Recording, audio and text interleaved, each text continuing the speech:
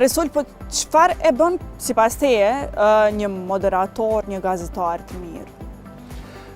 Tani kjo pyetje mund të them se ndryshon në periudhat ndryshme, në kohë të ndryshme.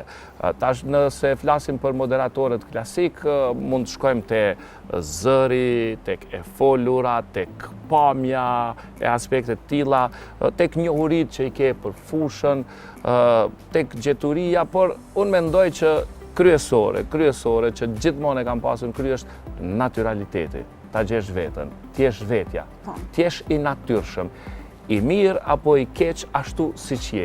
Unë e kam thënë dhe e them që shiko, mund t'jetë dikush shumë më i bukur, shumë më i mençur, mund të flasë më mirë, mund t'i ketë të gjitha aspektet që duken pozitive në raport me dikon.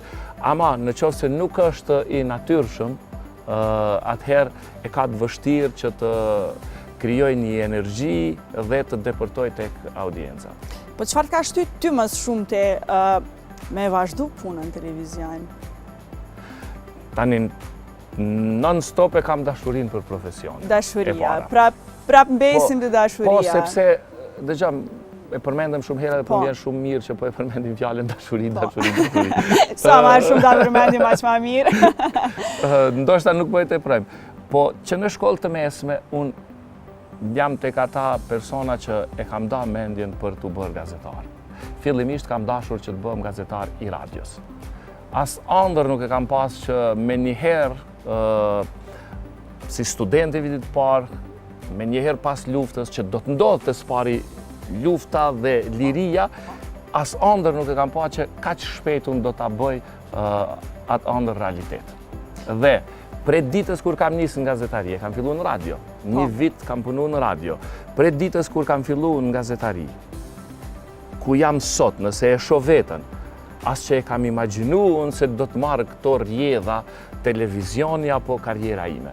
Nuk e kam dashur televizionin, po atëherë nuk e kemi imagjinuar askush se do t'i kemi smartphone, rrjetet sociale, televizionin e gjithçka tjetër.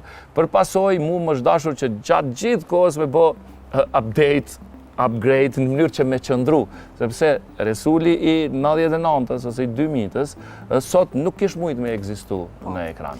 Po besoj që tek puna në televizion, kur je pjesë e ekranit, i ke edhe disa gjëra tjera që të kufizohen, po si ke mujt edhe ti me u përkushtu edhe te familja, edhe te puna, edhe te gjithçka tjetër që ndoshta nuk është që ke mujt me...